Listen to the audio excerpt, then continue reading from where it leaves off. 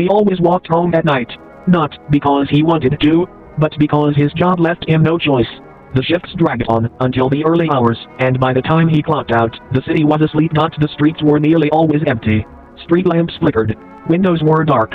Sometimes the only sound was the faint hum of power lines overhead. And he liked it that way. It was quiet, safe, predictable. Or so he thought. One night, everything changed.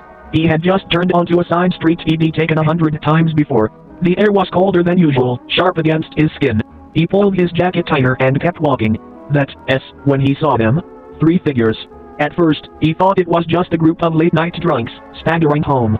But the longer he watched, the more wrong they looked. 2 of them were shaped like people, but their proportions were ruined. Their arms dangled too long, their knees bent the wrong way, and when they stepped forward, it looked like their bones were sliding around under their skin, trying to remember how a body should work. Their heads twitched and jolted with every step, as if their necks were breaking over and over again but never finished snapping. And the third wasn't walking at all. It floated. Its head was round and pale, like a balloon tugged along on a string that didn't exist. Its skin looked stretched too thin, veins dark against the surface.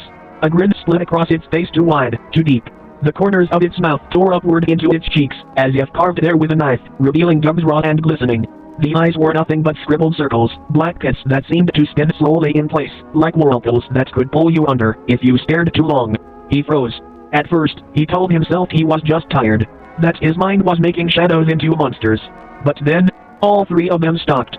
And they turned. Not smoothly. Not human. Their heads cracked to the side, twisting like broken dolls, bones grinding loud enough for him to hear in the silence.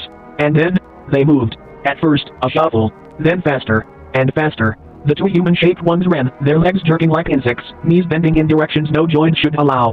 One of them lurched too far forward and its arm bent backward, splitting open at the elbow. He saw bone jut out white and wet, and yet it didn't stop. It just kept sprinting, grinning wider. The balloon had drifted behind them, not moving its body at all, but somehow keeping pace.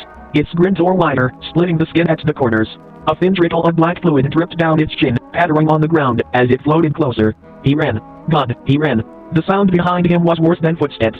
Wet slaps, bones cracking, joints popping. And over it all the balloon face's laughter. High-pitched, squealing, like air hissing out of a torn tire mixed with a child's giggle. He didn't dare look back, but he could feel it.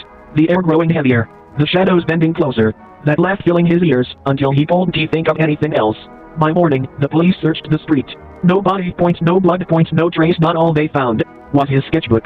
The last page was smeared with frantic pencil lines, drawn so hard the paper nearly tore. A single picture, 3 smiling figures not waiting. And some say, if you walk that street late enough, you'll hear the laugh. And if you see the balloon face? It has already too late.